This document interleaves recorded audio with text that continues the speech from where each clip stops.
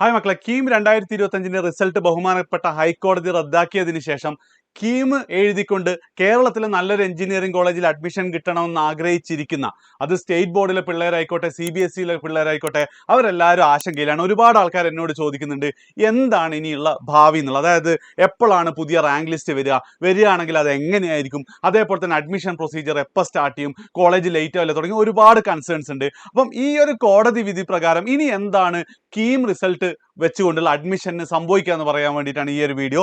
അതിന്റെ കൂടെ തന്നെ എന്താണ് ഹൈക്കോടതി വിധിയുടെ പൂർണ്ണ പകർപ്പ് എനിക്ക് കിട്ടിയിട്ടുണ്ട്, അതിന്റെ ഒരു അനാലിസിസും തരുന്നുണ്ട്. ആൻഡ് തുടങ്ങുന്നതിന് മുമ്പ് കഴിഞ്ഞ വർഷം, അതായത് കൃത്യമായി പറഞ്ഞാൽ ജൂലൈ 11 2024 ഞാൻ കഴിഞ്ഞ വർഷത്തെ കീം റിസൾട്ട് വന്നപ്പോൾ ചെയ്തൊരു വീഡിയോ ഞാൻ ജസ്റ്റ് നിങ്ങൾക്കൊന്ന് പ്ലേ ചെയ്യിപ്പിക്കാം. അത് വളരെ വളരെ ഇമ്പോർട്ടൻ്റ് ആണ്. കാരണം ഈ കോടതി വിധിയിൽ ഏറ്റവും കൂടുതൽ പ്രതിപാദിച്ചിട്ടുള്ളത്, പറഞ്ഞിട്ടുള്ളത് ഇത് ലേറ്റ് ആയിട്ടുണ്ട്, എക്സ്ട്രീംലി ഡിലേഡ് ആയിട്ടുണ്ട് എന്നുള്ളതാണ്. അത് നിങ്ങളൊന്ന് കാണുക ഫസ്റ്റ്. ഈ ഒരു സ്റ്റാൻഡേർഡൈസേഷൻ, ഈ ഒരു നോർമലൈസേഷൻ രീതി മാറ്റിയേ പറ്റുള്ളൂ. നിങ്ങൾക്ക് നിങ്ങളുടെ അഭിപ്രായം പറയാം എന്ന് മാത്രമല്ല, ഇതെന്ത് ചെയ്യണം, ബന്ധപ്പെട്ട അധികാരികളിലേക്ക് എത്തണം. വർഷങ്ങളായിട്ട് ഇതേ സ്റ്റാൻഡേർഡൈസേഷനാണ് നടന്നുകൊണ്ടിരിക്കുന്നത്. അടുത്ത വർഷവും ഇതുപോലെ ആവാൻ പാടില്ല. അതിനെന്ത് ചെയ്യണം, വിദ്യാഭ്യാസ വകുപ്പിലേക്കും അതേപോലെ തന്നെ ഉന്നത വിദ്യാഭ്യാസ വകുപ്പിന്റെ കീഴിലാണെന്ന് തോന്നുന്നു ഈ എൻട്രൻസ് കമ്മീഷൻ വരുന്നത്. അവരിലേക്ക് എത്തണം. ഓക്കെ, അത് നിങ്ങൾ കണ്ടല്ലോ. അപ്പം നമുക്ക് എന്ത് ചെയ്യാം, വളരെ പെട്ടെന്ന് വിധിയിലേക്കൊന്ന് പോകാം. ഈ വിധി കുറച്ച് കുട്ടികൾ കൊടുത്തതാണ്. അവർ ഏറ്റവും ആദ്യം പറയുന്ന കേസ് എന്താണെന്ന് വെച്ച് കഴിഞ്ഞാൽ, the petitioner has agreed by the decision of government dated 1/7/2025. അത് കീം എന്താണ് റിസൾട്ട് വന്ന ദിവസത്തെ ഈ ഒരു ഇത് വെച്ചിട്ട് എന്താണ് 4:48 മണിക്ക് വന്ന ഇത് പ്രകാരം എന്താണ്, government change the prospectus stating that the entrance examination marks and class examination mark should be maintained in the 50-50 ratio, but in respect of the math, physics and chemistry the mark obtained in +2 examination shall be in the ratio 5:3:2. അതായത് ഇവിടെ പ്രത്യേകം എനിക്ക് അത്ഭുതം തോന്നിയ ഒരു കാര്യം എന്താ വെച്ചാൽ, ആ സ്റ്റാൻഡേർഡൈസേഷൻ ഫോർമുലയെ കുറിച്ച് ഇവിടെ എന്ത് ചെയ്തില്ല, പെറ്റീഷനേഴ്സ് ഒന്നും പറഞ്ഞിട്ടില്ല. പകരം +2 മാർക്കിൽ മാത്സും ഫിസിക്സും കെമിസ്ട്രിക്കും 1:1:1 എന്നുള്ള റേഷ്യോക്ക് പകരം 5:3:2 റേഷ്യോ കൊടുത്തു എന്നുള്ളതാണ് പ്രധാനമായിട്ടും പറയുന്നത്. സ്റ്റാൻഡേർഡൈസേഷനെ കുറിച്ച് ഈ വിധിയിൽ എന്തില്ല, ഒരു സ്ഥലത്തും പറയുന്നില്ല കേട്ടോ. അതിന് മാറിയിട്ടുണ്ടോ എന്നുള്ളത് പോലും നമ്മൾ പത്രമാധ്യമങ്ങളിൽ കൂടെയാണ് അറിഞ്ഞിട്ടുള്ളത് എന്നും കൂടെ ഞാൻ ജസ്റ്റ് ഇവിടെ ഒന്ന് പറയാണ്. ഓക്കെ, ജസ്റ്റ് അതൊന്ന് നിങ്ങൾ നോട്ട് ചെയ്ത് വെക്കണം.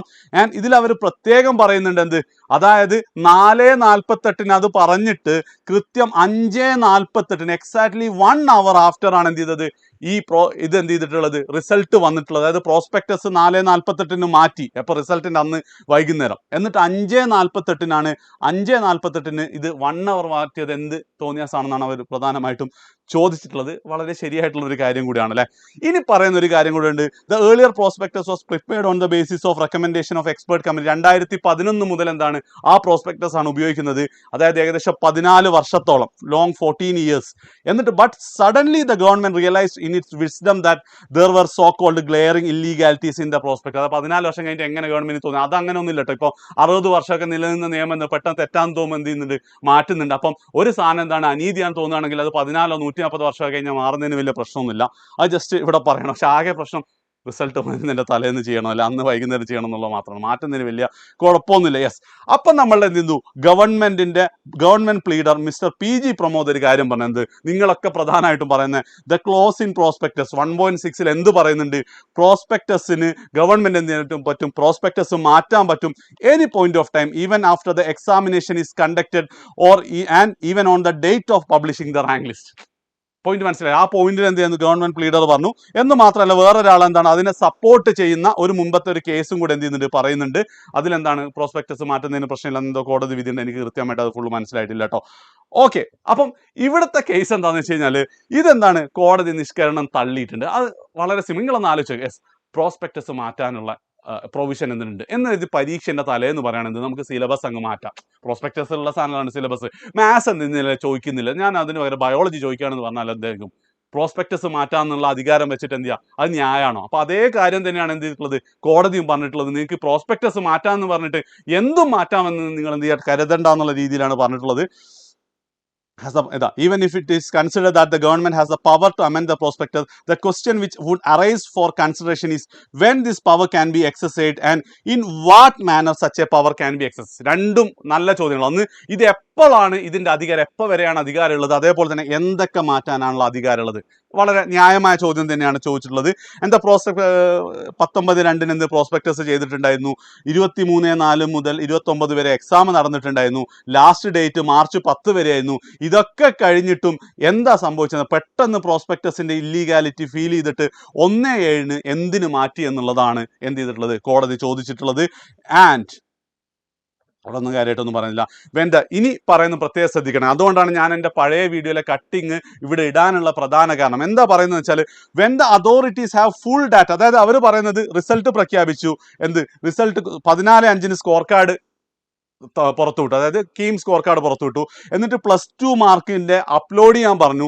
എന്നിട്ട് when the authorities have full data before them and found that the students from the Kerala stream have not done very well in the examination, they decided to change the formula in the most arbitrary and illegal and unjustified manner. അതായത് scheme score card വന്നു, +2 mark എന്ത് ചെയ്തു, പ്രഖ്യാപിച്ചു. അതിനുശേഷം ഇത് നോക്കണം, ഇവർക്ക് തോന്നുന്നത് കേരള സിലബസിലെ കുട്ടികൾക്ക് റാങ്കില്ല, അപ്പം എന്ത് ചെയ്യാം, നമുക്ക് മാറ്റിക്കളയാന്നാണ്. അങ്ങനെയാണ് ഇവർ തീരുമാനിച്ചതെന്നാണ് എന്ത് ചെയ്യുന്നത്, ഹർജിക്കാർ വാദിക്കുന്നത്. സംഭവം അങ്ങനെയൊന്നും ആയിരിക്കില്ലെങ്കിൽ കൂടി ആ ഒരു വാദത്തിന് ഇടവരുത്തിയത് ആരാ? ഉദ്യോഗസ്ഥരനല്ലേ.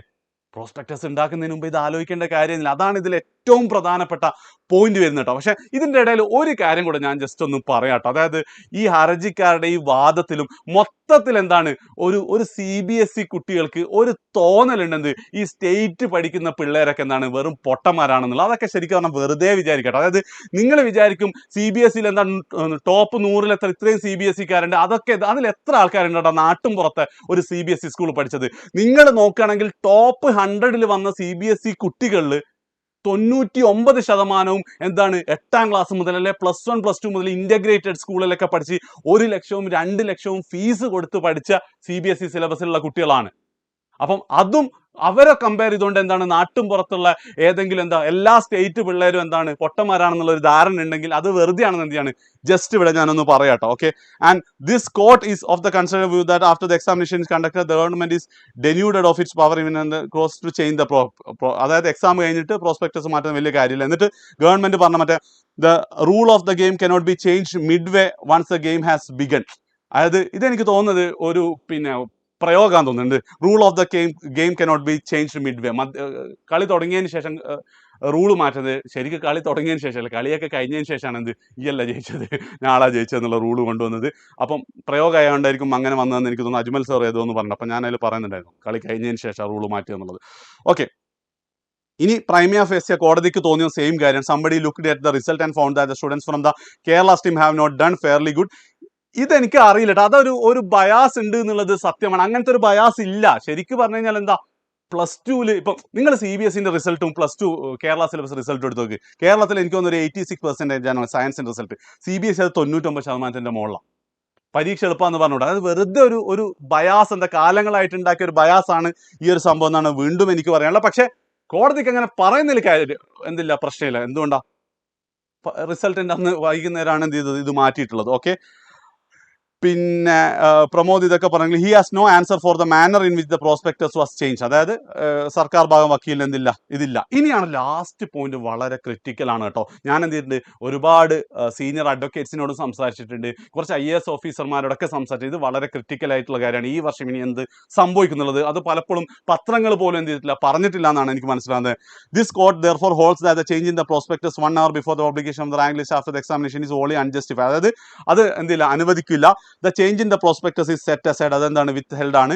The commissioner for entrance exam, ഇതാണ് most important, for entrance examination is directed to publish the rank list in accordance with the prospectus which was issued on 19/2/2000. ഇത് എവിടെയും പറഞ്ഞില്ല, റദ്ദാക്കിയെന്ന് മാത്രമേ ഞാൻ കണ്ട എല്ലാ ചാനലിലെ വാർത്തയിലും വന്നു. അതായത് എൻട്രൻസ് കമ്മീഷണറോട് കോടതി പറഞ്ഞിട്ടുള്ളത് എന്താണ്, 19, അതായത് യഥാർത്ഥ പ്രോസ്പെക്ടസിലുള്ള എന്ത് രീതിയാണോ ആ രീതിക്കനുസരിച്ച് പുതിയ റാങ്ക് ലിസ്റ്റ് പബ്ലിഷ് ചെയ്യണമെന്ന് പറഞ്ഞിട്ടുണ്ട്.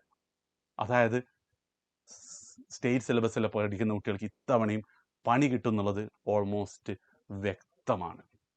ഓക്കെ, പക്ഷേ എന്താണ് ലേറ്റസ്റ്റ് ന്യൂസ് പ്രകാരം ഗവൺമെൻറ് ഇതിന് അപ്പീൽ പോയിട്ട് എനിക്ക് തോന്നുന്നത് സിംഗിൾ ബെഞ്ചാണ്, ഒരൊറ്റ ജഡ്ജി മാത്രമേ ഉള്ളൂ. ഇനി എന്താണ് കുറച്ച് ആൾക്കാരുള്ള ഇതിലേക്ക് വരും. ചിലപ്പോൾ അത് ഗവൺമെൻറ് സുപ്രീം കോടതിയിലേക്ക് പോകുമായിരിക്കാം. പക്ഷേ അതൊരു വലിയ ക്യാച്ച് തന്നെയാണ്. ആൻഡ് ആരാ ഉത്തരവാദികൾ, ഇത്രയും ലേറ്റ് ആക്കിയ ആൾക്കാർ. ഓക്കെ, ഇനി എന്താണ് നമുക്കുള്ള പരിഹാരം എന്നുള്ളതാണ്. ഒന്നാമത്തെ കേസിൽ ഞാൻ വീണ്ടും പറയുകയാണ്, ഈ വർഷം എന്ത് സംഭവിക്കുന്നു തോന്നുമ്പം ഞാൻ പറഞ്ഞല്ലോ, ഞാൻ ഒരുപാട് സീനിയർ അഡ്വക്കേറ്റ്സിനോടും അതുപോലത്തെ ആൾക്കാരോടൊക്കെ സംസാരിച്ചപ്പോൾ എനിക്ക് മനസ്സിലായത്, ഈ വർഷം വലിയ പ്രതീക്ഷ നിങ്ങൾ വെക്കണ്ട സ്റ്റേറ്റ് ബോർഡിലെ പിള്ളേർ. കാരണം എന്താണെന്ന് വെച്ചാൽ എന്താണോ ആ പ്രോസ്പെക്ടസിലുള്ളത് അത് തന്നെ. നിങ്ങളൊന്ന് ആലോചിച്ചു, കോടതിയുടെ കേസിൽ ഇത് നീതി അനീതിനേക്കാളൊക്കെ അപ്പുറം എന്താണ്, അല്ലെങ്കിൽ ഈ ഇമോഷണൽ ആസ്പെക്റ്റിനേക്കാളൊക്കെ അപ്പുറം എന്താ സംഭവിക്കുക? അത് പ്രോസ്പെക്ടസിൽ ഒരു സാധനം പറഞ്ഞ് പരീക്ഷയ്ക്ക് മുമ്പ് അത് മാറ്റിയിട്ടില്ല, പരീക്ഷ കഴിഞ്ഞിട്ട് മാറ്റിയിട്ടില്ല, റാങ്ക് ലിസ്റ്റ് കഴിയുമ്പോൾ ആ റൂള് മാറ്റുമ്പോൾ അത് പാടില്ല എന്നേ പറ്റുള്ളൂ. ഇപ്പം ഈവൻ ഞാനിങ്ങനെ വക്കീലന്മാർക്ക് ഒരു സമവായൊക്കെ ആക്കിവിടാ, രണ്ടാർക്കും അങ്ങോട്ടും ഇങ്ങോട്ടും ഇല്ലാതെ ഇപ്പം +2 മാർക്ക് മാറ്റണ്ട, ടീം റാങ്ക് മാത്രം വെക്കാം. അപ്പൊ അയാൾ പറയുന്നത് വെച്ചാൽ ഈ കുറച്ച് കുട്ടികളും ഗവൺമെന്റ് മാത്രമല്ലല്ലോ, ആ കുട്ടികളോട് സമവായം വെച്ചാലും വേറെ 1.5 ലക്ഷം കുട്ടികൾ പുറത്തില്ല, അവർ വീണ്ടും കേസ് കൊടുത്താലോ? അപ്പൊ അതുകൊണ്ട് തന്നെ എന്താണ്, അങ്ങനത്തെ ഒരു സമവായത്തിനൊന്നും ഉണ്ടല്ല. കോടതിയെ സംബന്ധിച്ചിടത്തോളം എന്താണ് പ്രോസ്പെക്ടസ് ഉള്ളത്, അതുപോലെ റിസൾട്ട് വരാൻ എന്നാണ് സാധ്യത. പക്ഷെ ഒരു കാര്യമുണ്ട്, ഇതിന് എന്തൊക്കെയാണോ എന്നെ കൊണ്ട് പറ്റുന്നത് അതിന് മുഴുവൻ എന്താണ് ഞാൻ കൂടെ ഉണ്ടാവും എന്നുള്ളത് ആദ്യം തന്നെ നിങ്ങളോട് പറയുകയാണ്, ഈ ഇത് മാറ്റാൻ വേണ്ടിയിട്ട്. ഇനി അടുത്ത വർഷത്തെ കേസിൽ, അതായത് ഒരുപാട് +2 കുട്ടികൾ ഇത് കാണുന്നുണ്ടാവും, അടുത്ത വർഷത്തെ കേസിൽ എന്തൊക്കെയാണ് സർക്കാരിന്റെ മുന്നിലുള്ള വഴികൾ എന്നും കൂടെ ജസ്റ്റ് ഞാൻ പറയാണ്. അത് പല വീഡിയോസിലും ഞാൻ കണ്ടിട്ടുണ്ട്. ഒന്നാമത്തെ കേസ് അവർ പറയുന്നത് കീം എക്സാം ക്യാൻസൽ ചെയ്യും. എന്തിനപ്പം കീം എക്സാം നടത്തുന്നത്? നീറ്റ് പോലെ തന്നെ എന്താ പറയാ, ജെഇയുടെ റാങ്ക് വെച്ചിട്ട് നിങ്ങൾക്ക് കേരളത്തിൽ അഡ്മിഷൻ നടത്തിക്കൂടെ എന്നുള്ളത്. അത് ഒരു എന്താ പറയാ, ഒരു വരേണ്യ ചിന്ത വെച്ചിട്ട് എന്താണ്, അത് നമുക്ക് ശരിയാണെന്നൊക്കെ തോന്നും. പക്ഷെ നിങ്ങൾ മനസ്സിലാക്കേണ്ടത്, ഈ ജെഇ എക്സാം എന്ന് പറയുന്ന എല്ലാ കുട്ടികളെ കൊണ്ടും പറ്റുന്ന കേസല്ല. അപ്പോൾ ഞങ്ങൾ CBSE-കാരെ കൊണ്ട് പറ്റുന്നാണെങ്കിൽ അതും ഞാൻ നേരത്തെ പറഞ്ഞു, നിങ്ങളെ കൊണ്ട് പറ്റും. ഏത് ഫൗണ്ടേഷൻ ഒക്കെ പഠിച്ച് ഇന്റഗ്രേറ്റഡ് സ്കൂൾ 2 വർഷം പഠിച്ച് എന്നിട്ടും എന്താണ് ഒരു വർഷമൊക്കെ റിപ്പീറ്റ് നിങ്ങളെ കൊണ്ട് പറ്റുമായിരിക്കും. പക്ഷെ എല്ലാ കുട്ടികളെ കൊണ്ടും അത് പറ്റണമെന്നില്ല. അതൊരു പ്രിവിലേജിന്റെ പ്രശ്നം കൂടിയാണ്. ഞാൻ ഒരിക്കൽ കൂടെ പറയട്ടെ, അതായത് വളരെ സിമ്പിളായി പറയാണ്. ഇപ്പം കേരളത്തിലെ ടോപ്പ് ടൗൺ എറണാകുളം ടൗണിൽ ജീവിച്ച് അത്യാവശ്യം എന്താണ് ഒരു നല്ല കോച്ചിങ്, 1 ലക്ഷം 2 രൂപ കോച്ചിങ് ഒക്കെ അഫോർഡ് ചെയ്യാൻ പറ്റാവുന്ന ഒരു പാരന്റിന് ജനിച്ച മോനും അതേ കാലിബർ, സെയിം കാലിബർ ഉള്ള എൻ്റെ നാട്ടിൽ ജനിച്ച ഒരു പയ്യനും തമ്മിൽ നിന്നുണ്ടാവും, ഉറപ്പായിട്ടും റാങ്ക് ലിസ്റ്റ് വരുമ്പോൾ വ്യത്യാസമാണ്. അത് നിങ്ങൾ മനസ്സിലാക്കണം. ഓക്കെ, അപ്പം അങ്ങനെ വെച്ച് നോക്കുമ്പോൾ എന്താണ്, ജെഇ കൊണ്ട് എല്ലാ കുട്ടികളെയും അതിൽ ഇൻക്ലൂസീവ് ആക്കാൻ പറ്റില്ല. അല്ലെങ്കിൽ തന്നെ ഞാൻ ചോദിക്കണം, അങ്ങനെ എന്തിനാ ഇപ്പൊ ജെഇ മെയിനും ജെഇ അഡ്വാൻസ്ഡും എല്ലാവർക്കും ജെഇ അഡ്വാൻസ് അങ്ങ് എഴുതിയാൽ പോരെ? എന്തിനാ 2 പരീക്ഷ വെക്കുന്നത്? ഈ സെയിം പ്രശ്നമാണ്. IIT കിട്ടുന്ന ആൾക്കാർ എന്ത് ചെയ്യണം, ജെഇ അഡ്വാൻസ് എത്തട്ടെ, NIT-കാരാണ് മെയിൻസ് ഒരു മിഡ് ലെവൽ എക്സാം ആക്കട്ടെ എന്നുള്ള അതിന്റെ ലോജിക്ക്. അപ്പം അങ്ങനെ ഒരു കാര്യമൊന്നും എന്തായാലും ഒരു കാരണവശാലും നടക്കില്ല. ഇനി രണ്ടാമത്തെ പാർട്ട് വീണ്ടും എന്താണ്, കീമിന്റെ റാങ്ക് മാത്രം പരിഗണിച്ചുകൂടെ എന്നുള്ള ഒരു കേസാണ്. ഇവിടെയും ഞാൻ നേരത്തെ പറഞ്ഞ ആ പോയിന്റ് ആണ് കേട്ടോ ഇവിടെയും വരുന്നത്. എന്തുകൊണ്ട് കീമിന്റെ റാങ്ക് മാത്രം പരിഗണിച്ചുകൂടാന്നാണ്. വളരെ സിമ്പിളാണ്. കീമിന്റെ റാങ്ക് ആണെങ്കിൽ ഒബ്വിയസ്ലി എന്താണ്, കോച്ചിങ് അഫോർഡ് ചെയ്യാൻ പറ്റുന്ന നല്ല കോച്ചിങ് സെന്ററിൽ അടുത്ത് ജീവിക്കുന്ന മക്കൾക്ക് എന്താണ് അവിടെ ഒരു പ്രിവിലേജ് കിട്ടും. ഇതൊന്നും ഇല്ലാത്ത കുട്ടികളും അവർക്ക് കഴിവുണ്ടെങ്കിൽ, ഇപ്പോൾ +2 നല്ല മാർക്ക് ഉണ്ടെങ്കിൽ വെറുതെ വാരിക്കോരും കൊടുത്തില്ല. ഞാൻ നേരത്തെ ജയിച്ചേം തോറ്റേം കണക്ക് വെച്ചാൽ ഞാൻ പറഞ്ഞിട്ടുണ്ട്. അപ്പം അവരെയും കൂടെ ഉൾപ്പെടുത്താൻ വേണ്ടിയിട്ടാണ് എന്ത് ചെയ്തത്, +2 മാർക്ക് കൊണ്ടുവന്നിട്ടുള്ളത്. ആൻഡ് അത് തെറ്റാന്ന് മുമ്പ് ഇത് ജെഇക്ക് ഈ പ്രശ്നം ഉണ്ടായിരുന്നു. ഇത് 2013 മുതൽ 2015 വരെ 3 വർഷം ജെഇ ഇത് ചെയ്തിട്ടുണ്ട്. അപ്പോൾ ഒരു ആശിഷ് മിശ്ര കമ്മിറ്റി, ഏതോ സെൻട്രൽ ഗവൺമെന്റ് അപ്പോയിന്റ് ചെയ്ത കമ്മിറ്റി പറഞ്ഞത് അതിലൊന്നും വലിയ കാര്യമില്ല, അവസാനം എന്താണ് ആ അൺഫെയർനെസ് ഒക്കെ +2 മാർക്കിലുണ്ട് എന്നൊക്കെ പറയുന്നുണ്ട്. അപ്പം ആ ഒരു എന്താ പറയാ, ഒരു സാമൂഹ്യ നീതി ഉറപ്പുവരുത്താൻ വേണ്ടിയിട്ടാണ് എന്ത് ചെയ്തിട്ടുള്ളത്, +2 മാർക്കും കൂടെ പരിഗണിച്ചത്. പക്ഷെ ഇവിടെ പ്രശ്നം എന്താ, ആ സ്റ്റാൻഡേർഡൈസേഷൻ പ്രൊസീജിയറിലെ ഫോൾട്ട് അല്ലേ? ശരിക്കും നിങ്ങളൊന്ന് ആലോചിച്ച് നോക്ക്. കഴിഞ്ഞ വർഷം പ്രശ്നമായിരുന്നു, ഈ വർഷവും പ്രശ്നം തന്നെ. ഈ വർഷം CBSE-കാർക്ക് എതിരാണ് ആ സാധനം വന്നിട്ടുള്ളത്. ഓക്കെ, അത് സ്റ്റാൻഡേർഡൈസേഷൻ ഉണ്ട്, അതേപോലെ തന്നെ +2-ന്റെ ഈ മാർക്കിന്റെ റേഷ്യോ. അപ്പോൾ ഒരു ബെറ്റർ സ്റ്റാൻഡേർഡൈസേഷൻ കൊണ്ടുവരികയാണെങ്കിൽ അത് ഓക്കെ അല്ലേ? അപ്പം എനിക്കിവിടെ സജസ്റ്റ് ചെയ്യാനുള്ള ബെറ്റർ സ്റ്റാൻഡേർഡൈസേഷൻ എന്ന് പറഞ്ഞാൽ നമ്മളെ ജെഇ മെയിൻസിലൊക്കെ ഉള്ളതുപോലെ തന്നെ പെർസെൻറ്റേജ് സിസ്റ്റം ആട്ടോ. അതായത് പെർസെൻറ്റേജ് സിസ്റ്റം എന്ന് പറഞ്ഞാൽ എന്താ, അതിപ്പോൾ ഉദാഹരണത്തിന് സ്റ്റേറ്റിൽ ഫുൾ മാർക്ക് കിട്ടിയ ആൾ, അവനാണെന്ത് 100% ഉള്ളത്, അവരെന്ത് ചെയ്യുക, ഫുൾ മാർക്ക് തന്നെ കൊടുക്കുക. അങ്ങനെ കൊടുത്തിട്ടുണ്ടായിരുന്നു കഴിഞ്ഞ വർഷം ഈ പ്രശ്നമൊന്നും ഉണ്ടാവില്ലായിരുന്നു. രണ്ടാമത് 99.9 ആ ഒരു രീതിയിൽ എന്ത് വരും. അതേപോലെ തന്നെ CBSE-യുടെ പെർസെൻറ്റേജിൽ വെച്ച് കഴിഞ്ഞാൽ ഒരു പരിധി വരെ, അതായത് 100% ഫെയർ ആയിട്ടുള്ള ഒരു സിസ്റ്റം ഒന്നും ഒരിക്കലും എന്ത് ചെയ്യാനാവില്ല, കൊണ്ടുവരാൻ പറ്റില്ല. ഒരു പരിധി വരെ എന്ത് ചെയ്യാൻ പറ്റും, ഈ സ്റ്റാൻഡേർഡൈസേഷനിലെ അപാകതകൾ നമുക്ക് പരിഗണിക്കാൻ പറ്റില്ല. നിങ്ങൾക്ക് എന്ത് ചെയ്യാം, നിങ്ങളുടെ അഭിപ്രായം പറയാം. സ്റ്റേറ്റ് ബോർഡിലും ഒരു പെർസെൻറ്റേജിൽ എടുക്കുക, അതേപോലെ CBSE-യിലും പെർസെൻറ്റേജിൽ എടുത്താൽ തീരാവുന്ന പ്രശ്നമുള്ളൂ എന്നാണ് കുറച്ച് സമയം ആലോചിച്ചപ്പം എനിക്ക് മനസ്സിലായത്. ഇനി അത് നടന്നിട്ടില്ലെങ്കിലോ, ഈ ഒരു സാധനം മാത്രമാണല്ലോ, ഓൺലി കീം റാങ്ക്. കാരണം ഇതിൻ്റെ ഒരു പ്രശ്നം ഞാൻ പറഞ്ഞുതരാം. അപ്പം നീറ്റ് PG എക്സാം നിങ്ങൾ അറിഞ്ഞിട്ടുണ്ടായിരിക്കും, മെയ് അവസാനം ഒരു വിധി വന്നിട്ടുണ്ട്. അതായത് അവർ തീരുമാനിച്ചെന്താ, രാവിലെയും ഉച്ചയ്ക്ക് ശേഷം 2 സെഷനായിട്ട് നടത്താം, എന്നിട്ട് എന്താ അത് സ്റ്റാൻഡേർഡൈസ് ചെയ്യാൻ മാർക്ക്. അപ്പോൾ കോടതി പറഞ്ഞത് അതിനൊന്നും നിങ്ങൾ നിൽക്കേണ്ട, സ്റ്റാൻഡേർഡൈസേഷൻ എന്തായാലും അതിൽ നടക്കാൻ പോകുന്നില്ല, ഒറ്റ സെഷനായി നടത്തിയാൽ മതി. അപ്പം അത്ര പോലും എന്താണ് ഒരു ഫെയർനെസ് കീപ്പ് ചെയ്യാൻ കോടതികൾ എന്ത് ചെയ്യണം ശ്രമിച്ചുകൊണ്ടിരിക്കുമ്പോൾ ഈ സ്റ്റാൻഡേർഡൈസേഷൻ അത്രയും പെർഫെക്റ്റ് ആക്കണം. പേഴ്സൻറ്റേജിൽ വർക്ക് ചെയ്യില്ല എന്നാണെങ്കിൽ എന്ത് ചെയ്യുക, വേണ്ട, എന്ത് ചെയ്യണം, റാങ്ക് മാത്രം ഒറ്റ പരീക്ഷ എഴുതിയിട്ട് അൾട്ടിമേറ്റ്ലി എന്താണ് ഈ സാമൂഹിക പാർട്ട് എടുത്ത് നോക്ക് ഒഴിവാക്കി കഴിഞ്ഞാൽ ഒറ്റ പരീക്ഷ എന്ന് പറയുന്നത് ശരിയല്ലേ, ഓക്കെ അല്ലേ? അപ്പം നിങ്ങളെ കമൻറ്റ് നിങ്ങൾ പറയാം. ബാക്കി എന്ത് സംശയങ്ങളുണ്ടെങ്കിൽ നിങ്ങൾക്ക് കമൻറ്റ് ചെയ്യാവുന്നതാണ്. അടുത്ത വീഡിയോ ആയിട്ട് ഉടനെ വരും. പേടിക്കേണ്ട, വെയിറ്റ് ചെയ്യുക. കുഴപ്പമില്ലാത്ത കോളേജിൽ എന്തായാലും നിങ്ങൾക്ക് അഡ്മിഷൻ. ബൈ.